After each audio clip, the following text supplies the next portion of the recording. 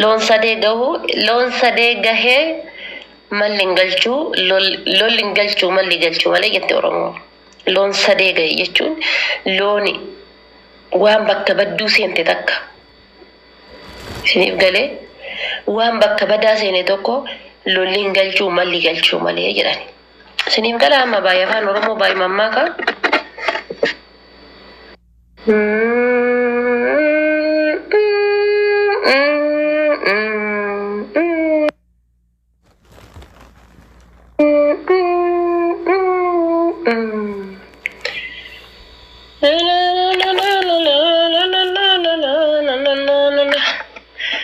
Dubbisika durbummaa ni fudhatama wiiniin hin dubbatin.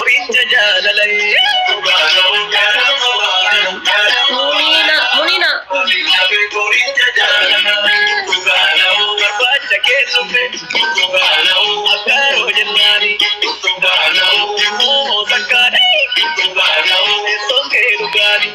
Assalamu alaikum.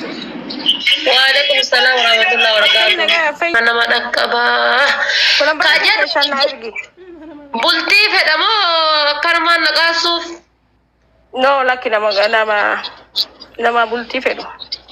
Wallahi kijiba seetaa bar wallahi ganamaaf galgala na cinku jira.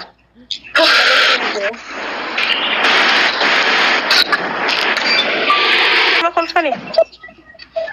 Alhamdulillah sitti ergachuu ture bar. Hafuura sitti hingammade dhugaa hingammade akka malee gammade munii koo maanna ati hanjaba jirtaa bar haadha faatee wallahi hanjabutti hin jiru akkamitti hanjamara jirta wallahi dhugaa wallahi waan dhugaati bar wallahi kaanuyyuu isa barreessee deebisuu fi diddini beekta habiibti jedha geeffadhu waa si hima ani dhiira hedduutu keessan barreessama miisajji kiyya oolaanii kiyya yoo si mul'ise diqqaan jedhu guddaa kanatti barreessu 55 kanneen keessaa gadi barreesse kamii dhiisa tokkodha lammata taree deebee aniin tuni akkuma argitu ijoollee kana shamarran xiyyaatana haadhatee godina ilee ka dogongoreefuu ganama galgala asirraa iyyaa jira osoo tokko sagalee xiyyaatana yaa bareeddu godhee ana libbiin tiyyana timaatimiidha argaa jirtaa libbeen tiyyatuun paastaadha miira keessa colok jennee waan hin taane aniin tulla injiraatti emotional damage santa montane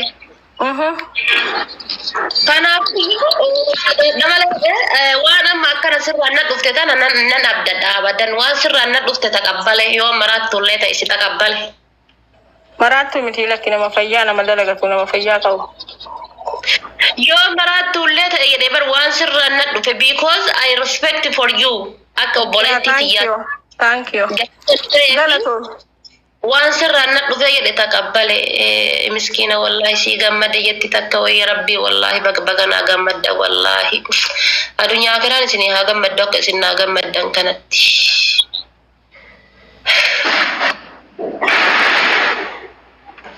waan jiraadha wallahi amma si barne salaatu muni ko am shir amma shamarran bira amma keessaan dhufte anu abjuudhaan si arge wallahi amma shamarran keessaan dhufteetiin sitti dubbatti ati ammoo eegaa anaaf dubbatte gara biroon daba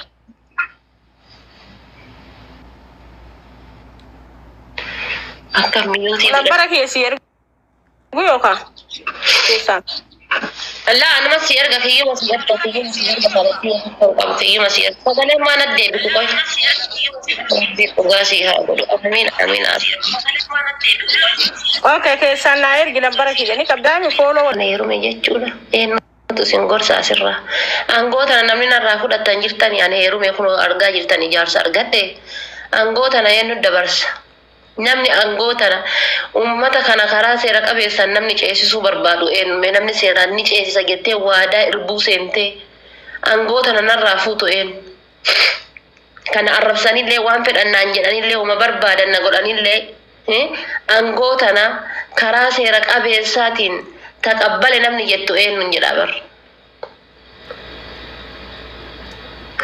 nama jiruu fedhu ta'uu danda'uun qalladinii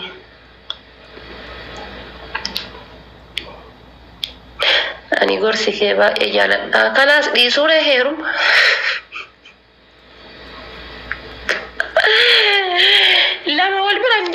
heeruma dhiisuudha. Hayi gorsa kee baay'ee jaaladha nu gaddeen deemini. Kuulleen jenni ilaalaa kuulleen illee isin hin ceesiftu. Kuulleen obsan qabdu. Amma bakka kanatti bakka anama jedhu kanatti nama obsa qabutu ceesisuu danda'a. Lakkoofsa isaanii waamna. Nama obsa qabutu ceesisuu danda'a malee nama hundaa miti jechuudha. Kana waan ta'eef ana angoota shamarran gorsu tana eenyutti kenna.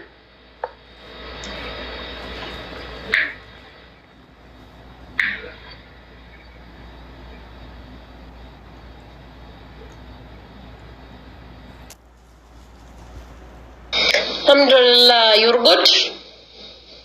زين زين. من وين أنت؟ من أوروبيا. أوه أنت من أوروميا. Yes.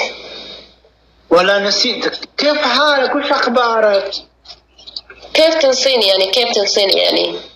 والله أنا عندي شغل واجد. يا الله الدنيا باغرة. Hello. ترى